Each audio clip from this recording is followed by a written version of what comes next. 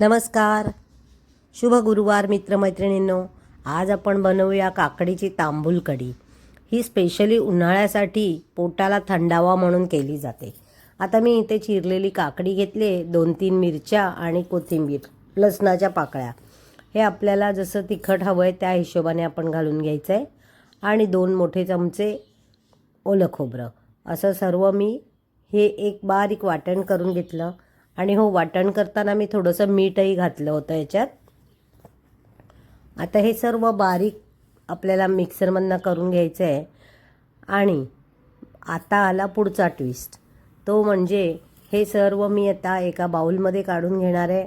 आपल्याला काकडी असल्यामुळे हे कुठेही गरम करायचं नाही आहे. तर आपण कढी कशी बनवतोय ते मी दाखवते. इथे आपण हे मिक्सरचं भांडं सगळं स्वच्छ करून घेऊया, पाणी घालून वगैरे. आणि त्यामध्ये आता ट्विस्ट म्हणजे आपण मिक्स करायचं आहे घरचं छान दही. तर दही अगदी 2 ते 3 चमचे दही घालून घेतलेलं आहे. विस्क करून त्यातल्या सगळ्या गुठळ्या काढून घ्यायच्या. आणि एकसारखं झाल्यानंतर आपण याच्यामध्ये काकडीचे जे तुकडे करून ठेवलेत थोडेफार, तेही घालायचे. त्याचा क्रंच इतका छान लागतो. आणि वरून लागेल तेवढं पाणी घालून घ्यायचं. अशी ही आपली काकडीची तांबूल कढी तयार झालेली आहे. आता आपण वळूया फोडणीकडे. तर इथे जिरे, मोहरी, थोडंसं हिंग, लाल सुक्या मिरच्या आणि कढीपत्ता ह्याची आपण खुसखुशीत खमंग अशी फोडणी तयार करायची आहे.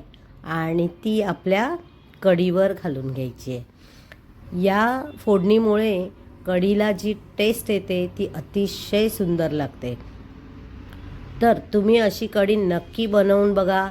आणि हो, लाईक, शेअर, सबस्क्राईब करायला विसरू नका. आणि आपण भेटूया उद्याच्या भागात.